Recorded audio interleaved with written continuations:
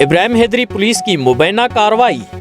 منشیات کی سپلائی میں ملوث بدنام زمانہ ملزم گرفتار۔ پولیس نے دوران گشت الیاس گوٹھ میں کارروائی کی۔